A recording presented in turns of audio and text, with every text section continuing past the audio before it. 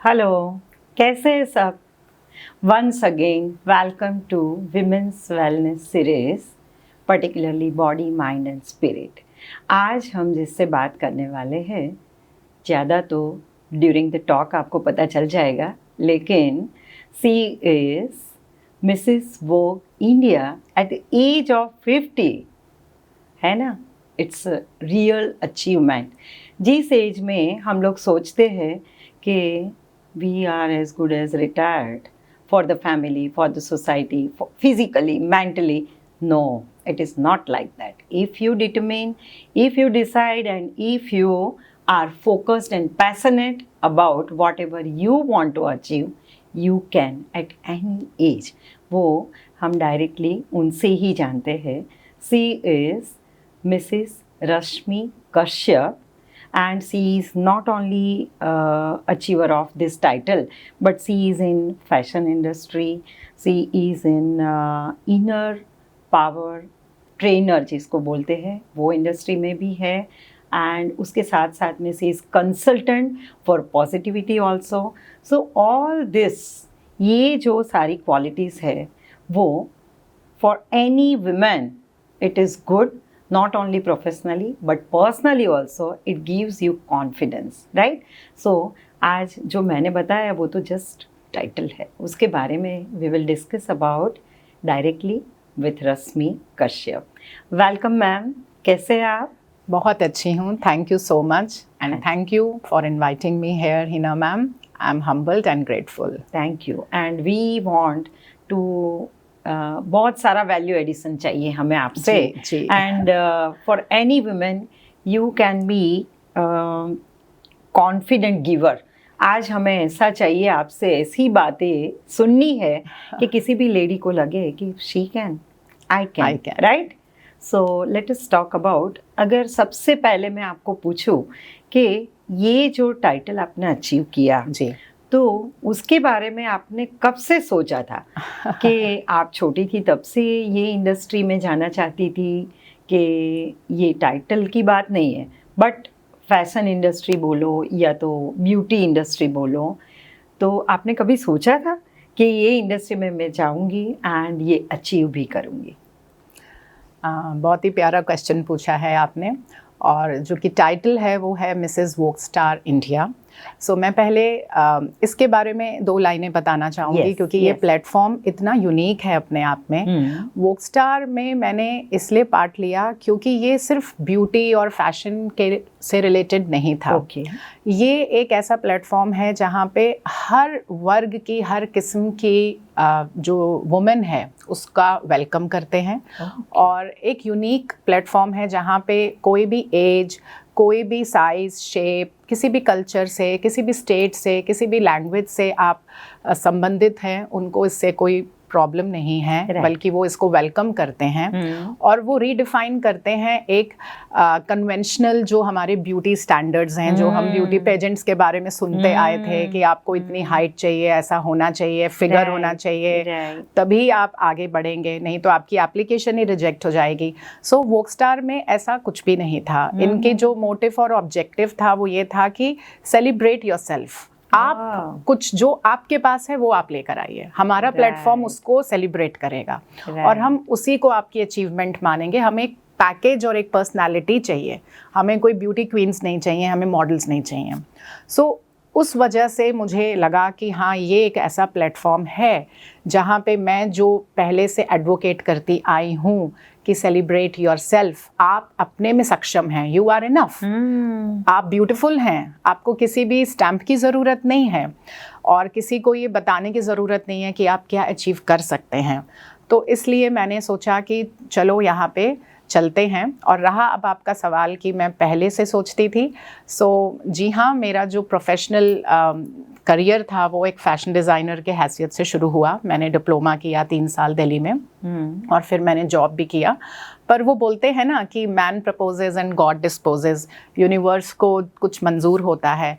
और मैं यूनिवर्स की ताकत में बहुत बिलीव करती हूँ। Very true. मुझे ऐसा लगता है कि हम बहुत ही शॉर्ट एक हमारा नज़रिया रहता है, नैरो माइंडेडनेस रहती है। हम कुछ भी चीज़ सोचते हैं ये हो रहा है हमारे साथ, तो उसका इंस्टेंट हमें रिजल्ट चाहिए। एग्जैक्टली, जबकि यूनिवर्स ऐसा नहीं करता। सो जब आर्मी ऑफिसर से मेरी शादी हुई तो मुझे लगा अब मैं फैशन डिज़ाइनिंग आगे नहीं परस्यू कर पाऊंगी, क्योंकि उन दिनों में टेक्नोलॉजी एडवांस नहीं थी, वर्क फ्रॉम होम कल्चर नहीं था, कैड नहीं था, फ्रीलांसिंग नहीं कर सकते थे, और बहुत सारे रिमोट एरियाज़ में रहते हुए मैं कनेक्टिविटी की वजह से ये करियर नहीं कर पाई।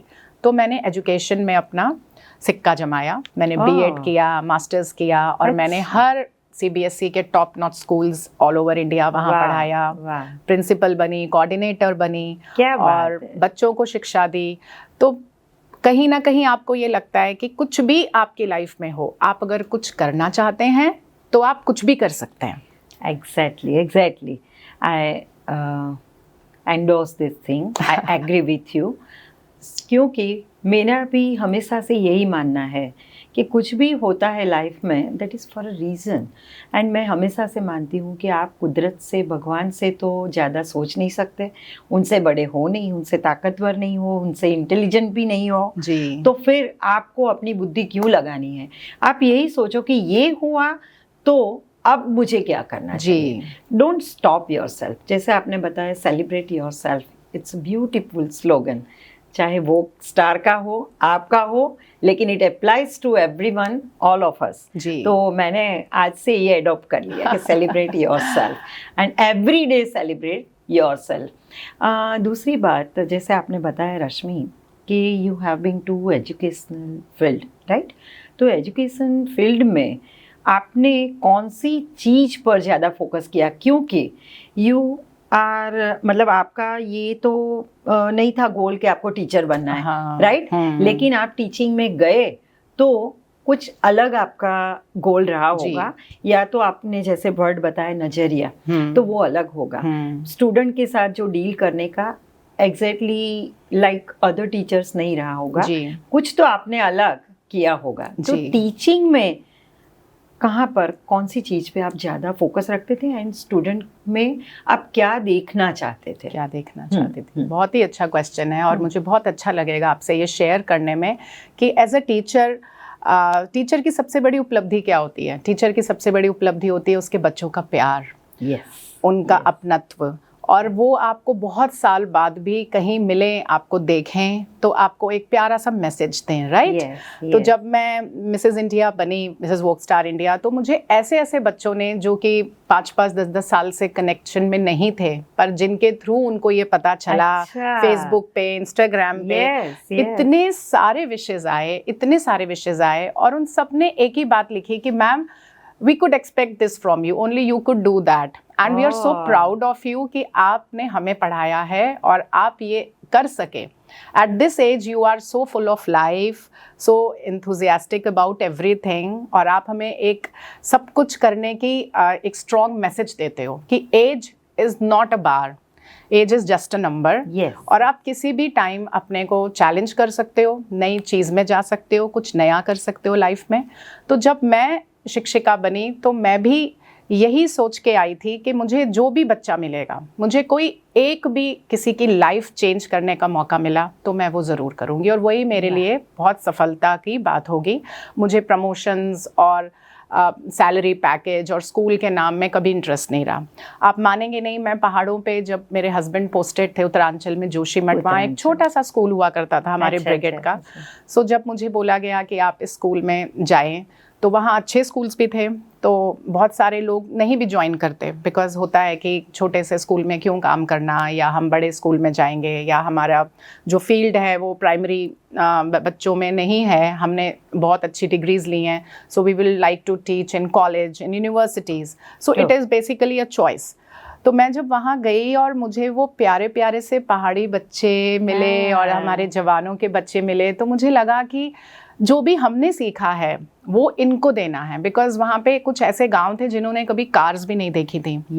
सो उनको पढ़ाई, बुक्स और इन सब से ज़्यादा ज़रूरत थी एक दृष्टिकोण की, एक ऐसी टीचर की जो उन्हें बताए कि इन पहाड़ों के उस पार की दुनिया कैसी है, और वहाँ पे लोग कैसे रहते हैं, और कैसे हम ग्रामीण और जो हमारे शहर हैं उनको ब्लेंड करके अपने लिए कुछ कर सकते हैं। वाह। सो ये सारी चीज़ें एज अ शिक्षिका मैं उनको बताती थी, और मैं ट्रैवल भी बहुत करती थी, हर 2 साल में अपने हस्बैंड के साथ घूमती थी, तो मैं उनको वो सारी स्टोरीज बताती थी। वाह। बुक की पढ़ाई से ज़्यादा मुझे लगता है वो मुझसे कनेक्ट हुए, उन्होंने मुझसे सीखा। कोई बच्चा आज ट्रैवलिंग करता है, कोई माउंट एवरेस्ट क्लाइंब कर रहा है, कोई अपनी बुक लिख रहा है, कोई डांस वाह। सीख रहा है।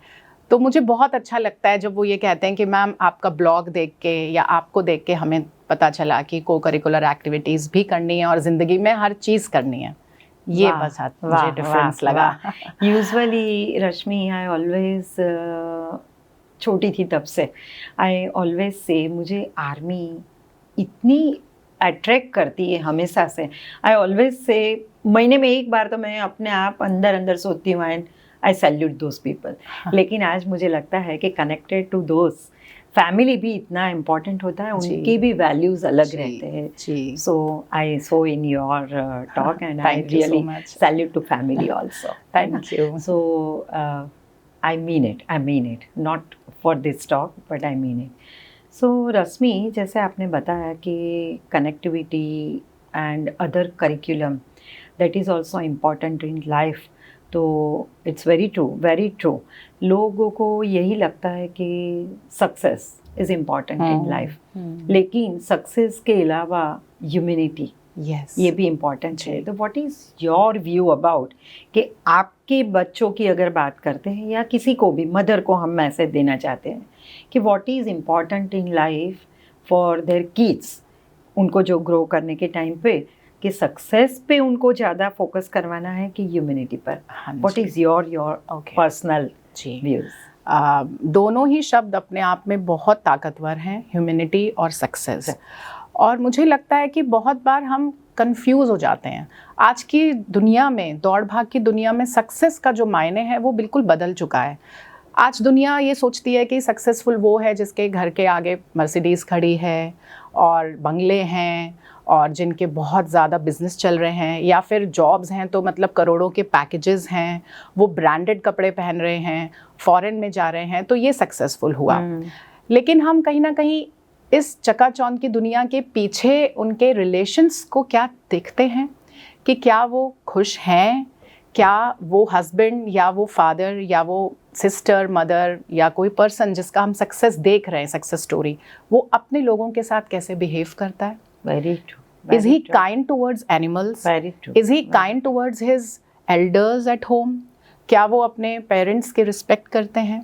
क्या वो अपने बच्चों को वो सब चीज़ें देते हैं जो उनके माँ बाप ने उनको दी, या वो सक्सेसफुल नहीं थे? क्या पैसे से सब कुछ खरीदा जा सकता है? मुझे नहीं लगता कि हम सक्सेसफुल की पूरी परिभाषा अपने बच्चों को आज की डेट में सिखा रहे हैं। तो मैं ये कहना चाहती हूँ कि ह्यूमिलिटी बहुत ज़रूरी है।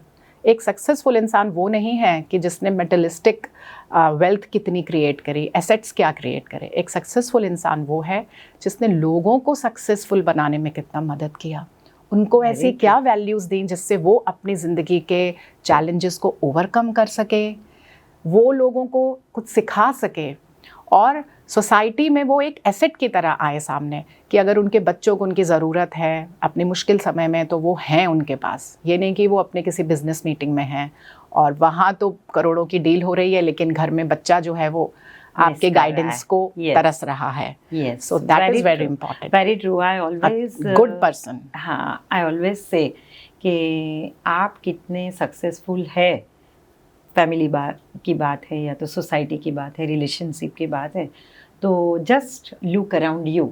जैसे आपके आजू बाजू में जो लोग खड़े हैं, बैठे हैं, उनके फेस पर स्माइल है कि नहीं? अगर उनके फेस पर स्माइल है then you have succeeded in life. आपने दूसरों को कितनी खुशियां दी। एग्जैक्टली। और आपने कितना भी अचीव किया हो, कितना भी ये मटेरियलिस्टिक वर्ल्ड में अचीव किया हो, लेकिन उसका यूज़ कहाँ पे हुआ है, उससे किसी और को क्या फ़ायदा हुआ है, हेल्प हुई है, वो अगर ज़ीरो है तो कोई मतलब ही नहीं है। तो no one is concern about that. Yes. और दूसरी एक बात रश्मि, आपने ये जो फील्ड अचीव जो किया, उसमें जब भी आप गए तो कोई मेंटल हेल्थ आपकी डिस्टर्ब हुई है वहाँ पर? मेंटल हेल्थ मीन्स कि आपको कभी डिप्रेशन आया हो, फ्रस्ट्रेशन आया हो, या तो हर्ट हुआ, पेन हुआ, एंजाइटी हो गई, इसमें से कुछ भी मेंटल हेल्थ के जो भी पैरामीटर्स है, तो फॉर दिस फील्ड पर्टिकुलरली जो आपने अचीव किया है, वो फील्ड में ऐसा कुछ होता है लोगों को?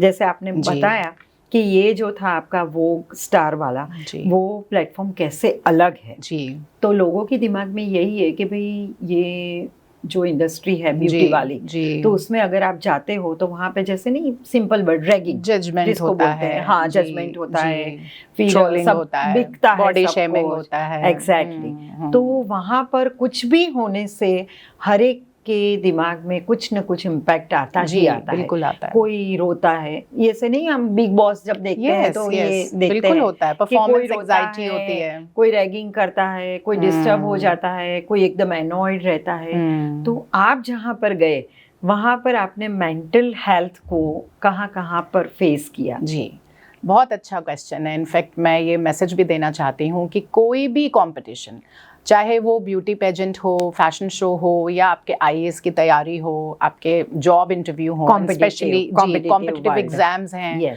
आप कहीं भी जा रहे हैं, कोई भी चीज़ में आज कंपटीशन है, and specially beauty and health industry and fashion industry में तो बहुत ज़्यादा है।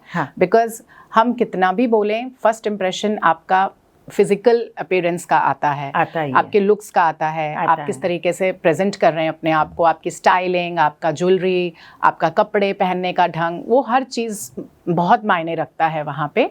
और यस, अगर आपके अंदर की शक्ति पूरी तरह आपके साथ नहीं है, अगर आप इनर पावर को नहीं जानते, और अगर आप अंदर से वीक हो, तो आप ऐसा कोई भी कंपटीशन नहीं जीत सकते। वो स्टार क्या, आप कोई भी कंपटीशन नहीं जीत सकते अगर आपको अपने में बिलीफ नहीं है। सो it is very important that you should know कि आप अंदर से स्ट्रांग हो, आपकी मेंटल हेल्थ एकदम स्ट्रांग है, आपको इमोशनल मैनेजमेंट आता है, यानी कि you can control your emotions. वहाँ पे जाके आपको एग्जाइटी भी होगी, आप जैसे ही पहुँचते हो, दूसरों को देखते हो, सभी सुंदर हैं, सभी एक से एक हैं, सभी बहुत ही तैयारी के साथ आई हैं, तो आपको एक फीलिंग आती है इंस्टेंटली कि क्या मैं कर पाऊँगी जो मैं करने आई हूँ। जीतना तो दूर की बात है, क्या मैं स्टेज पे परफॉर्म कर पाऊँगी, क्या मेरी रैंप वॉक अच्छी रहेगी, क्या मैं लड़खड़ा तो नहीं जाऊँगी, क्या मैं फंबल तो नहीं करूँगी। और आपको पता ही है यहाँ पे हर में मेक और ब्रेक जो डिसीजंस होते हैं वो लास्ट क्वेश्चन आंसर राउंड होता है, जो कि आपके कम्युनिकेशन स्किल से रिलेटेड होते हैं। सो ये सब कहने की बातें हैं कि हर चीज़ बिकती है, अवार्ड्स बिकते हैं, टाइटल्स बिकता है, हमें भी ऐसा लगता था। बट अभी जब मैं वोक स्टार से होकर आई तो मैं आपको सच बताऊँ, everything is dependent on your life performance, what you are. आप क्या हो, आप स्टेज में अपनी पर्सनालिटी को दिखा पा रहे हो कि नहीं, आप अपने जो आप सोच के आए हो, जो मैसेज आप लेके आए हो, क्या आप वो कन्वे कर पा रहे हो कि नहीं। एग्जैक्टली। एंड आप अपने आप में क्या हो, जो मतलब आप देखिए, मैं 50 इयर्स में गई थी, तो मेरा पूरा लाइफ का एक्सपीरियंस मेरे साथ गया। तो वो एक्सपीरियंस आप वहाँ पे लोगों से शेयर कर पा रहे हो कि नहीं, क्योंकि जो आपको क्राउन देते हैं, जो आपको टाइटल देते हैं, वो ये भी देखते हैं कि beauty with a purpose. It's not about wearing the crown. No. It's not about winning the title. It's about how you carry their ethos and their mottos, जो एक प्लेटफॉर्म ने अपने लिए बनाए हैं। आप क्या वो निभा पाओगे? आप एज अ क्वीन वो जस्टिफाई कर पाओगे? आप सेल्फ लव को प्रमोट कर पाओगे? आप लोगों को ये बता पाओगे कि आपको कितना साउंड कैरेक्टर चाहिए? So mental health is very important, very important. अभी आपने जो वर्ड यूज किया, इनर स्ट्रेंथ, इनर पावर, जी, तो उसके लिए आप ट्रेनिंग भी देते हो, राइट? जी। तो actually what does mean this word? आप इनर पावर या तो इनर स्ट्रेंथ, इनर फोकस, जो कुछ भी बोलते हो, वो कैसे डिस्क्राइब करते हो, एंड लोगों को इसके बारे में क्या बोलना चाहते हो? हाँ जी, मैं शॉर्ट में बताना चाहूँगी, क्योंकि सोल पावर और इनर स्ट्रेंथ एक अपने आप में बहुत ही बड़ा सब्जेक्ट है। उसके लिए हम अलग से कभी बात कर सकते हैं। बट आज एक कॉमन ले मैन की भाषा में अगर हम इसको देखें, तो इनर स्ट्रेंथ क्या है? वो आपके अपने अंदर की ताकत है, अब इसको आप पहचानेंगे कैसे? आप हाँ, कैसे पहचानेंगे find कि out एक करना है। आदमी के पास ये जो है, इसके पास अपनी आंतरिक शक्तियां हैं और एक है जो उसको पता ही नहीं है कि मेरे अंदर पावर कितनी है। True. सो भगवान ने हम सबको एक सोल दी है, जिसे हम आत्मा कहते हैं, चाहे आप उसको लाइट बोल लीजिए, कुछ लोग उसको इंट्यूशन कहते हैं, कुछ उसको गट कहते हैं कि हमारी गट फीलिंग थी। सो वो जो भी है वो एक सुप्रीम पावर है आपके अंदर, जो कि ईश्वर ने सब में दी है। दिया। अब होता क्या है, जब हम इस संसार में आते हैं तो हम कहीं ना कहीं अपनी उन पावर्स को भूलने लगते हैं, क्योंकि इस संसार में सोसाइटी की कंडीशनिंग ऐसी है, हमारा एजुकेशन सिस्टम अनफॉर्चुनेटली सिर्फ एकेडमिक्स पे जोर देता है और हमेशा हमें ये बताया जाता है कि क्लास में फर्स्ट आना है, अच्छा करना है, मार्क्स अच्छे होने चाहिए, पापा मम्मी को खुश रखना है अपने परफॉर्मेंसेस से। और घर में भी, सोसाइटी में, हर जगह हमें यही कंडीशनिंग दी जाती है कि आपको लोगों के लिए करना है, स्पेशली वुमेन की अगर मैं बात करूं, या कि वी आर केयर गिवर्स, हमें केयर करनी है, हमें शेयर करना है, हमें अपने को पीछे करके दूसरों को देखना है। सो वो बहुत अच्छी चीज़ है, लेकिन कहीं ना कहीं हम एज अ वुमेन अपनी पहचान को, अपनी आइडेंटिटी को और अपनी ताकत को भूलने लगते हैं, क्योंकि हम इतने ज़्यादा कंडीशनड हो जाते हैं सब चीज़ों से। अपने इतने रोल्स होते हैं हमारे, as a mother, as a sister, as a subordinate, as a wife, as a mother in law, और अगर आप वर्किंग वुमेन हैं तो as a boss, as a CEO, कुछ भी आप समझ लें, आप कहीं भी जा रहे हैं। So you have to be always perfect, कि मुझे सब कुछ अच्छा करना है, लोगों के लिए करना है, मुझे सोसाइटी के लिए करना है, मुझे अपने घर के लिए करना है। तो कहीं ना कहीं हम अपनी ताकत को मिलते ही नहीं हैं, हम अपने से तो बात ही नहीं करते हैं। This is an inward journey, ये बाहर की जर्नी नहीं है। डिप्लोमा लेना, डिग्री लेना, मदर बनना, रिश्ते निभाना, ये सब आउटर स्पेस की जर्नी है, बाहरी आंतरिक दुनिया। लेकिन अंदर की दुनिया को क्या हमें टाइम है देखने का? सो वहाँ पे एक लेडी दूसरे लेडी से, या एक पर्सन दूसरे पर्सन से अलग होता है, जो अपने लिए टाइम निकालता है, जो अपने को प्रायोरिटाइज करता है, एंड वो बाउंड्रीज बनाता है कि ये मेरा टाइम है, यहाँ तक मुझे करना है। Sharing is okay but not at my cost, caring is okay but not at my cost, my happiness, my time, I have to keep it for my self. और फिर वो कनेक्ट होता है, किसी भी तरीके से कनेक्ट हो सकते हैं आप अपने अंदर की शक्ति से, चाहे वो मेडिटेशन है, या आप योगा करते हैं, या आप कुछ हॉबीज़ हैं आपकी, आप पेंटिंग करते हैं, आप भजन सुनते हैं, आप कुछ भी करते हैं। तो सोलफुल आप अपने से बात करते हैं, आपको क्या चाहिए, क्या मिसिंग है, मुझे क्या करना है, मेरी लाइफ के आगे आने वाले 2 साल कैसे होने चाहिए, मैं ये चीज़ कर रही हूँ, इसका पर्पस क्या है, मैं क्या लेना चाहती हूँ इस चीज़ से, मैं कैसे जाना चाहती हूँ इस चीज़ में। ये सब है योर बिगर वर्जन। यस, क्योंकि आपकी स्ट्रेंथ आप पहचानोगे और उसको फोकस करके if you grow in that, तो आप ज़्यादा दे पाओगे जी। जो अभी दे रहे हो उससे भी ज़्यादा आपको देना है। Then you yourself have to find out your core strength. Yes, and you will be able to connect and control your life. Control. आपको पता होगा आप किस किस फील्ड में कर रहे हो. Yes. You are not doing things just for the sake of doing it. Yes, there is a reason behind. Yes. वो आपको दिखना चाहिए. So, and you are very right कि कभी कभी हमें नहीं बोलते कि आत्मा का आवाज सुनना चाहिए, तो वो दूसरे आवाजों में खो जाती है वो आवाज। बाकी उस टाइम अगर आप सुनते हो, आई ऑलवेज थिंक कि जैसे आप आज मुझे मिले ना, तो मैं पूरा दिन रात को सोने के टाइम पे भी सोचूंगी कि आप मुझे आज क्यों मिले। बस वो पर्पस मुझे ढूंढना है जी। और वो पर्पस अगर मुझे मिल जाता है तो सर्व कर सकते हैं हम पर्पस को। अगर वो पर्पस हमने सोचा ही नहीं, तो फिर वो नहीं बोलते कि ये योग होता है, वो आया और गया, कल भूल जाएंगे फिर जी। लेकिन आज का आज आपको सोचना तो पड़ेगा ही। यूनिवर्स गिव यू इंडिकेशन, हाँ, लेकिन वो अगर आपने सोचा नहीं, समझा नहीं, तो गया फिर जी। It's very true, I am very happy क्योंकि ये बात सुन के मुझे यही लगा कि हाँ मैं भी ये करती हूँ ऐसा जी। लेकिन वो नहीं करना चाहिए। हाँ मतलब इनर स्ट्रेंथ, इनर सेल्फ के लिए थोड़ा टाइम दीजिए, वी मस्ट और खुद को स्ट्रॉन्ग रखना है। एंड एक बाउंड्री वाली बात, that is very important. Boundary वाली बात हम सबको अप्लाई होती है, क्योंकि बाउंड्री वाली बात जो है जब नहीं होती है तो हम खुद ही डिससेटिस्फाइड रहते हैं, इरिटेटेड रहते हैं, एजिटेटेड रहते हैं, क्योंकि हमें जो करना चाहिए वो हम कर नहीं पाए, बिकॉज किसी ने रोका नहीं हमें, लेकिन हमने ही वो बाउंड्री बनाई नहीं। है ना। एंड कोई लोग ऐसे बोलते हैं कि नहीं, we are not supported, we are not, हमारे पास ऐसा बैकअप नहीं है, हमारे पास ऐसा कोई क्या बोलते हैं, ऐसा अवेयरनेस नहीं हाँ, है, वो भी नहीं है। सपोर्ट नहीं एंड है, दूसरा कि हमने कभी फैमिली में ये देखा ही नहीं है, तो पता ही नहीं था। लेकिन व्हाट डू यू थिंक कि ये सब इम्पोर्टेंट है कि आपका डिटर्मिनेशन इज इम्पोर्टेंट? हाँ जी, ये भी एक मतलब बहुत ही बड़ी बात बोली आपने कि हम एक्सक्यूजेस ढूंढते हैं। Excuse, exactly. कहीं पे एक बहुत अच्छी कोट पढ़ा था मैंने 2 दिन पहले कि I have found 110 excuses for not doing this work. But So that is why I'm not able to do it. I can do it, but what I Yes. did, I found excuses for not doing it. So this is the reason somebody else has done it and I have not been able to do it. right, So आप क्या ढूंढते हैं और क्या देखते हैं, ये important है. There is always two sides of a situation.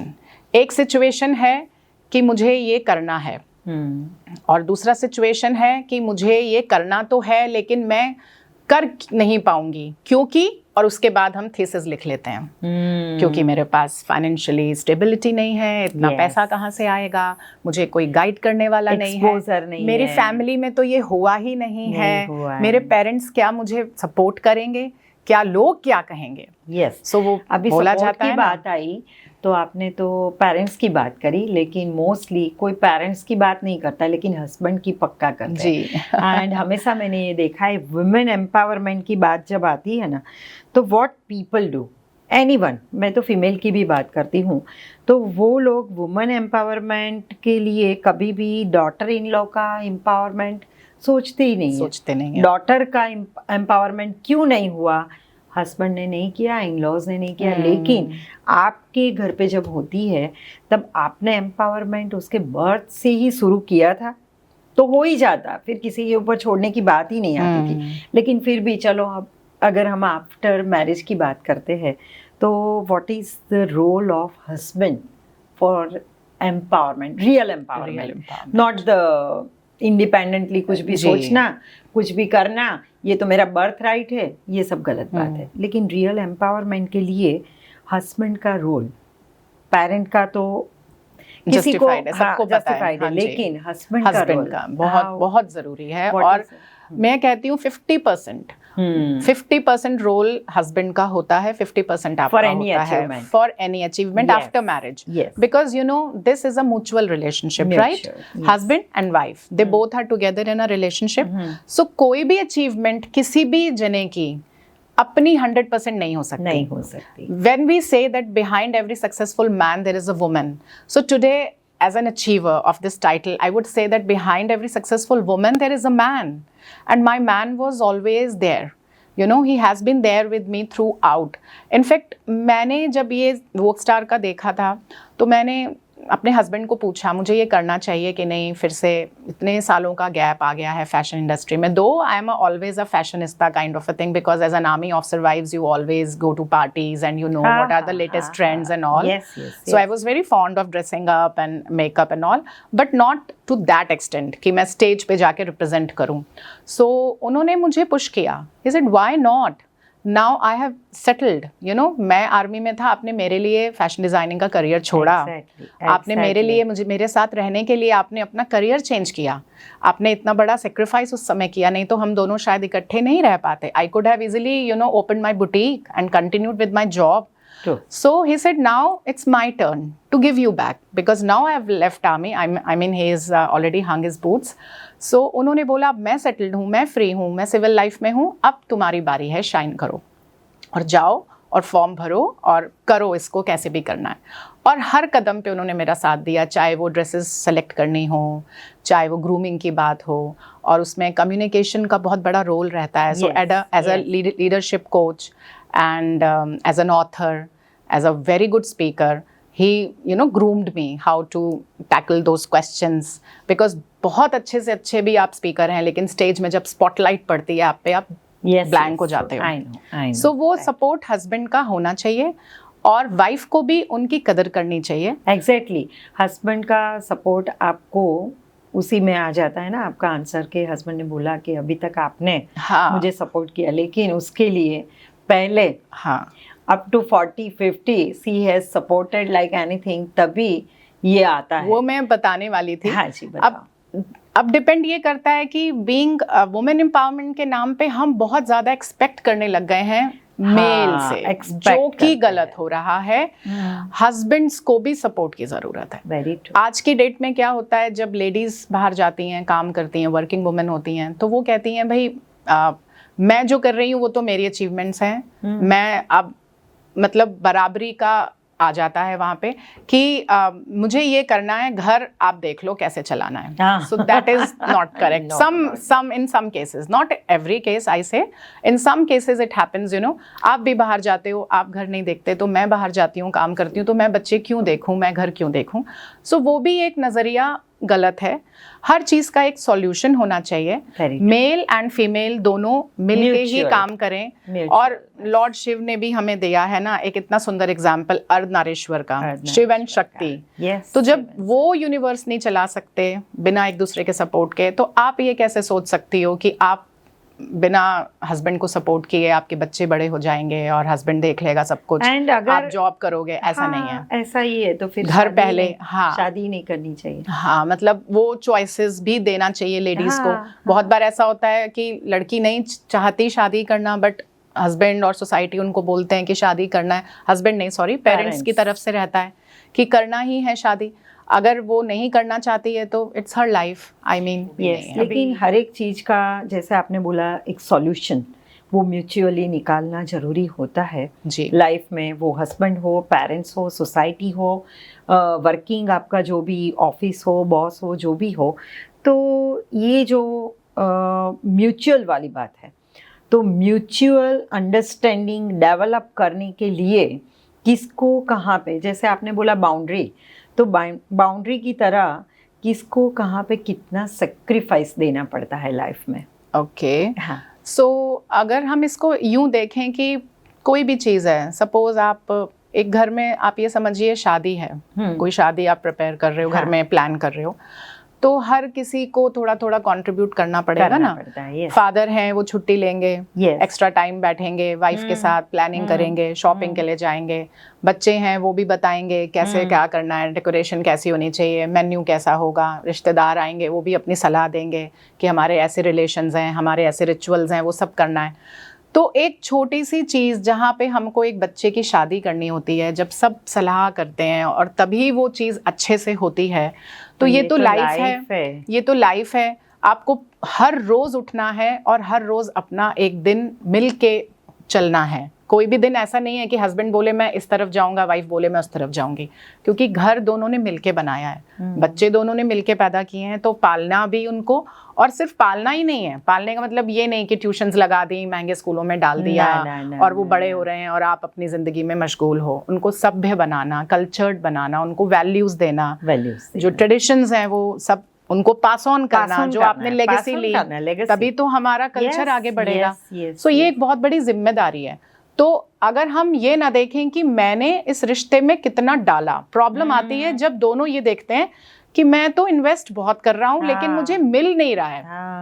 ये ना देखें, ये देखें कि मैं क्या इन्वेस्ट कर रही हूँ। बस इतना ध्यान होना चाहिए कि मुझे मेरे हिस्से का इन्वेस्ट करना है, और कभी मेरे हस्बैंड नहीं है आसपास या मेरी वाइफ नहीं है तो उनके हिस्से का भी मुझे ही करना है, मुझे ताना नहीं मारना है।